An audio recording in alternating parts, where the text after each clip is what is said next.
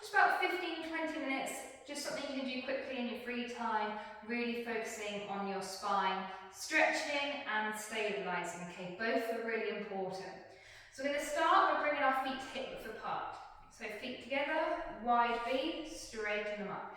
If you find your feet point out a little bit more or point in a little bit's okay, but ideally we want them fairly straightforward. My weight is nice and even on my feet, I'm not letting them roll in or out. My knees are soft, so I don't want them locked all the way in. I'm going to keep them soft, so just pop out that locked position. Pull the body tall out of the crown of your head. Don't want to be pulling your head up like that, just tall out the crown, that centre of your head. Chest is open. I'm going to start with a few pelvic tilts. So, pelvic tilts is we tuck the tailbone under and then we push it back. I'll show you on the side so you can see better. Tuck right under, push right back, okay? The tailbone's tucking under and then pushing it right back. Looks a bit funny, but this is so good for your lower back, that lumbar spine. I'll go through the different parts of the spine as we go through class. So, if tucked right under as far as you can go is point A, and push right back as far as you can go is point C, you want about point B. And when you're doing this, make sure those ribs are staying fairly still, so you're not kind of moving the whole body forwards and backwards, it is just that pelvis. So point B, half in between, that's roughly your neutral. Everybody's neutral is different, everybody's body is different. So this is important to learn, but it should feel fairly relaxed when you're in that position. Keep the body tall. We're going to roll those shoulders open just to help open up in that chest. We want our thumbs facing forward. If your thumbs are facing in, you're rolling in your shoulders and you're likely to be curved or arched in that upper spine. So chest is open. I'm going to bring my head back a little bit, just in case I've pulled myself into forward head posture. I'm going to look side to side.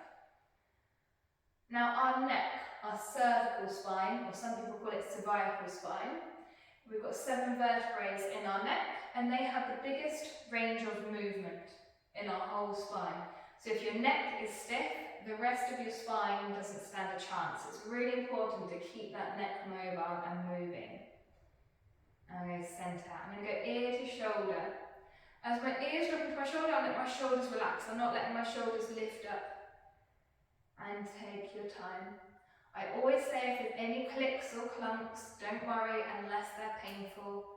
Our bodies are so complex, there's so many different muscles, tendons, ligaments, and somewhere something's going to pass over another one, make a little click or a crunch. So really just let that head hang. With all of these stretches and stretches in general, you don't ever need to be pulling into them. If you're pulling into them, you're just going to be tearing at the muscles. Our heads are so heavy, filled with knowledge, obviously. They weigh roughly about 7 kilos, so just letting it hang, letting the weight of your head pull down is enough. And centre. Go chin tight to your chest. I don't want to see you curling right forward. I want it just to come in tight here, like you're trying to give yourself a double chin. Take a deep breath in and out. Then up to the ceiling, pulling up tall. Again, deep breath in and out. Keep going with that. Keep those shoulders down and spine nice and tall. And back to the centre. Deep breath into the ribs again. Okay, I'm going to lean side to side. We call this laterally. We're leaning laterally, side to side. So as you know, our spine can go forwards and backwards, but it also can go side to side. We need to keep all of these movements as well to keep a healthy spine. So I'm letting my head hang, may as well get that extra neck stretch while I'm here. A few things to look out for while you're doing this is that you're not just kind of slumped and leaning side to side. You want to be pulled up tall and then lean side to side. You will really notice the difference. If you're slumped, you kind of just hitch in and then your ribs kind of touch the top of your hip bone. You pull up tall, you can get a lot further over. And we're going to let that shoulder go too. This gets that shoulder blade moving and sliding across the back of our ribs, which is always bonus, extra movement. We can use the weight of our arms as well to help us get a bit further over. Keep the breath flowing for this one. You don't want to be holding your breath to then pull yourself up. You just want to be nice and free. So there are lateral leans. Now we're going to rotate, okay?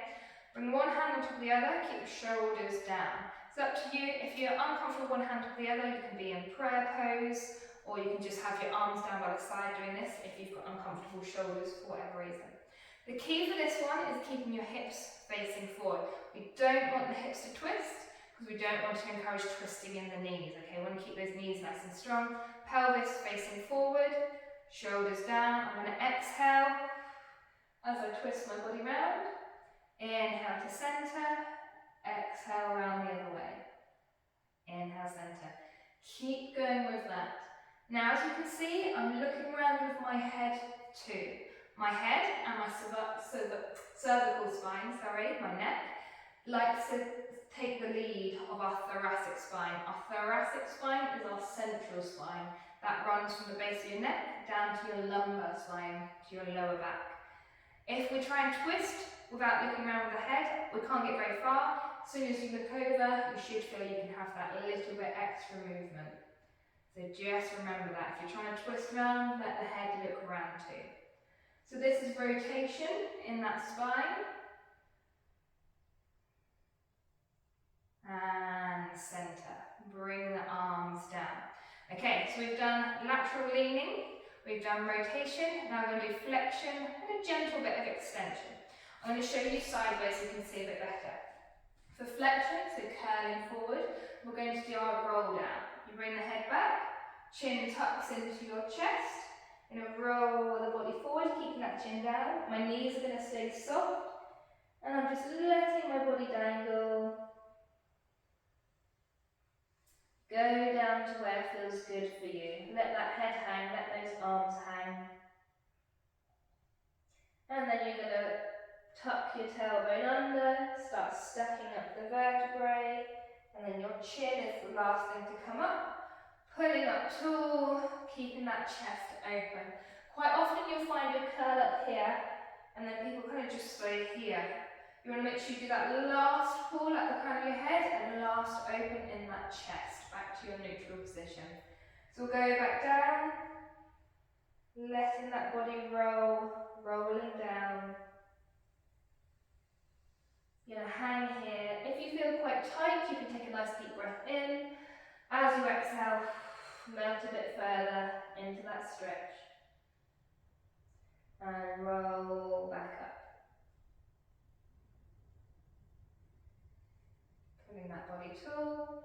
And one more time back down. We're going to curl down. I'm going to just come down onto all fours. So bend your knees and come down. We're going to be in box position. Box position is wrists directly underneath the shoulders, knees directly underneath the hips, and shoulder and hip width apart. As you can see, my back is fairly flat. I'm not letting it dip here, but I'm also not arching up this way. I'm trying to keep my pelvis fairly neutral, back fairly flat. Okay? We're going to go straight into Superman. So you exhale, opposite arm, opposite leg away. Inhale it back down. As you can see, I'm doing it fairly slow because I really want to use this control. I don't want to be chucking up and kind of flopping back in.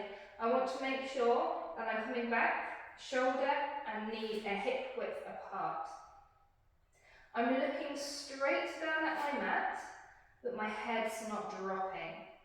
And I'm keeping my back flat. A lot of the time I see people end up dipping here.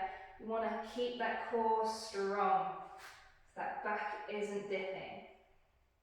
Another thing to look out for is just that your pelvis isn't tilting. You don't want it to be lifting up as you come back down. I'll show you on the other side as well. So from here, you don't want it to be lifting up. You want to think about keeping it flat. So keep going with that. If you want to pause me now and continue on for a bit longer, feel free before I go on to the next move. So this is just Superman. It's good for the core. We're going to rest down to child's pose. So heels to your bum, stretch the body forward. If you need to bring the knees wider to make more room for anything you have in the way, feel free to. You can rest your head on the floor and just take a few deep breaths. If you find this really uncomfortable for whatever reason, you can be in cat pose, which is a similar stretch but slightly easier if you do have any tightness behind the knees. which is on all fours, you tuck your tailbone under, push up into the lower back and let the head hang. So you're creating that kind of N shape out of your body. I'll go more into this cat-cow shape later, but this is our cat. Or if you're happy in child's pose, this is such a lovely stretch. To change it up a bit, you can walk your hands over to one side. That helps stretch your QLs, your quadratus and lumbar muscles, which are prone to getting tight. Especially if you do lots of things like bending down and gardening and anything like that. So you can walk them to both sides.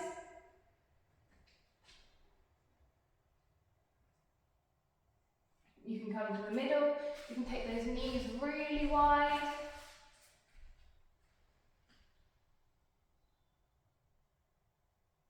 And come back up.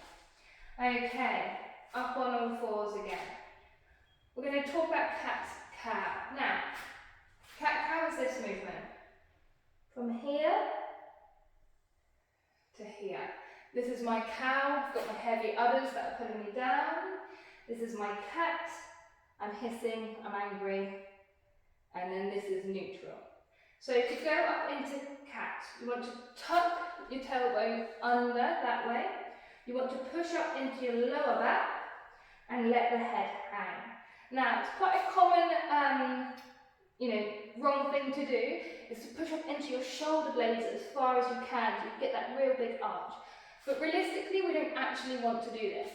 In our daily lives, we're becoming more forward rounded anyway, so we don't want to encourage extra rounding there. So we're going to push into the lower back. I'm not pushing my max into my shoulders, I'm just letting them sit down. My head down. Take a few deep breaths there, really pushing up and away in that lower back. And then into my cow, I'm going to stick my tailbone up, I'm going to sink down between my shoulder blades and look up. Again, our lumbar spine, we tend to overextend it, we call it lordosis, but you overextend your lumbar spine. I'm not going to ask it to sink down as far as it can go. I'm going to just let that flatten a bit and focus more on sinking down into my shoulder blades in my thoracic spine.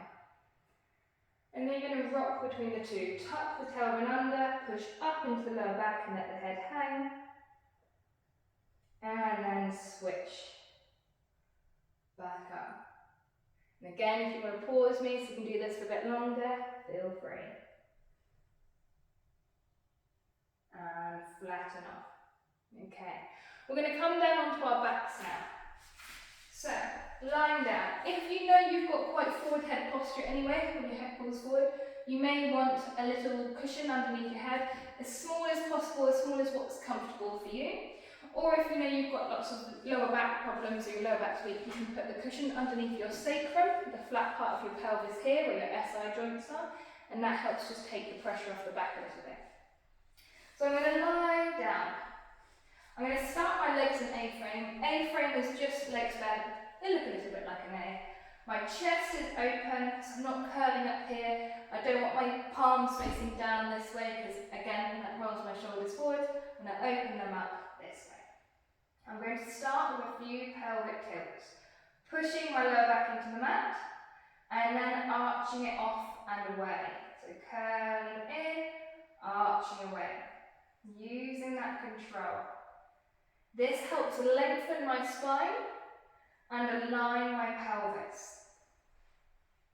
So even just doing this first thing in the morning in bed is good. I'm going to push my lower back into the floor. We call this imprinting. This just helps keep our spine a little bit safer if you're not as strong in it. From here, I'm going to tuck my tailbone under. I'm going to push my weight into my feet and lift my hips up. Okay? This is our bridge, we call it. I'm going to slowly let my spine lower. As I'm lowering down, I'm really trying to touch each little vertebrae down, get that lower back in before the pelvis touches down. If you find this hard, make sure those feet are underneath your knees and not too far away. Unless you've recently had a knee operation or a knee replacement, you may find it easier to have it further away because you can't bend it so much. But we want to curl up and curl down. I'm really focusing on each little vertebrae lifting up off the floor and then curling back in. When you're up tall, make sure your tailbone's still tucked and you've got a nice flat line. We don't want to be overarching where you're like this and you're creating that arch shape, that rainbow shape, you want to be nice and flat. Again, if you want to pause me to do this for a little bit longer, feel free. So curling up and curling down. You can do that daily for as long as you want. Okay, next move is we're just going to hug the knees into our chest. The tighter you hug your knees in, or the closer you hug your knees in and you rock side to side, you're rolling on your thoracic spine, that central spine. We've got two muscles called our rectus spinae muscles, and sometimes they get tight, and you can feel when you roll over them, it feels like you're rolling over two little ropes.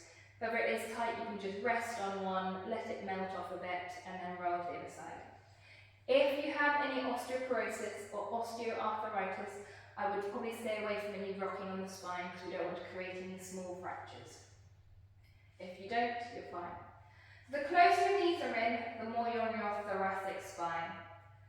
A bit further away, you're more on your lumbar spine, that lower spine. And if you push them away, arm length away, and you rock side to side, you're on your SI joints, your sacroiliac joints. And again, sometimes these can get a little bit tender. Sometimes you can have a little bit swelling around them, especially if they're not quite in the right place. So if you do, you can roll onto it, try let that tension melt away, and just roll back and back on. Okay, and down. I'm going to bring one leg down, the other leg down. I'm going to put my feet and my knees together, and I'm going to bring them quite close to my bum. My arms are going to go wide, again, palms facing up to keep these shoulders relaxed down so I'm not pulling them up here. From here, I'm going to let my knees drop down to one side, they're both going together, and then I'm going to let my head look over to my opposite side. And just breathe and relax into that stretch before coming up and over. So you're going to do the same on the other side. Why this is such a nice stretch is because our head is pulling our cervical and our thoracic spine one way, and our knees and our pelvis is pulling our lumbar and the bottom of our thoracic spine the opposite way. So we're twisting, we're rotating in that spine both ways. So you can go up and over in your own time. If you want to make this one harder, a couple different options. Option one is just letting the knees drop to one side, and then pulling them up close to your chest before looking over to your opposite side. And then you can just bring them down, come up and over onto the other side, and then again pull them up. So that's option one. Option two, which is harder, is hugging these knees in and then slowly letting them drop down to one side, using that control, so they're still close to my chest here, and then looking to the opposite side. That also means you have to lift them up slowly with control before going down to the other side. This gets the back working that little bit harder, okay? And back up. We're going to end on just pelvic tilts because they are so good. So legs back in A-frame, arms can be wherever feels comfortable for you. Doing those few pelvic tilts. As you can see, you can literally see my head pulling down in as I'm arching up and then pushing away as I'm tucking under. That's where my spine is lengthening and pulling, which is good. We're creating movement. The more we move our backs, the more synovial fluid that's built, the more lubricated it is. And then you're going to bring yourself up to a seated position. Few different options. If you've got any back problems, any osteoporosis, osteoarthritis, please just turn to your side and then bring yourself up. If you don't and you want to give your back a little bit of a massage, you can hold the back of your legs and you can do rolling like a ball. Rolling like a ball is just rolling backwards and forwards, but the key is to keep the same distance between your thighs and your chest. I'll show you. So just like this. But can you see how this distance is staying fairly similar? If you don't, if you let the legs go away, your back flattens and it'll be very clunky sort of movement. But if you can just roll, this is lovely to give your back a nice gentle massage. And then you can bring yourself up into a seated position. Okay, so that's all for today. Just a quick one. If you want to pause it at certain points to make it last a little bit longer and do the moves for longer, really want to explain why we do certain movements and how it helps your spine. A few little bits before we go. We have 5 curves in our spine, okay? Our cervical spine, which is our neck, our thoracic spine, which is our central spine, our lumbar spine, which is our lower back, and then our sacrum and our coccyx. We can't control the curve in our sacrum and coccyx, that's just how we've been born. But our lumbar spine, which likes to be in extension, our thoracic spine, which likes to be in flexion, and then our cervical spine, which likes to be in extension again. They are natural curves in our spine. We can control them, and we want to make sure they don't become too excessive in the way they want to be, but also that they're not completely flat. We need some curve just to help with that, our daily impact of walking around, jumping around and doing these things. It's really important to use that full movement in our spine, not just flexion extension, like I showed you, rotation and lateral leaning as well. So make sure you just keep the body moving, and that's the best way. Okay? Have a lovely day. Bye.